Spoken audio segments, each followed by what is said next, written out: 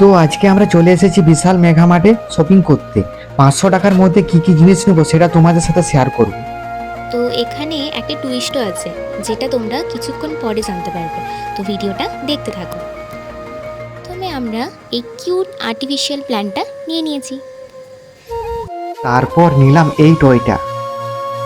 আর দেখো এই ডক্টরের সেটটা চোখে পড়ে গেল, বাট এটার দাম ছিল 199। এটা আমরা কেন নিলাম না বলো তো? কারণ এটার প্রাইস ছিল 199।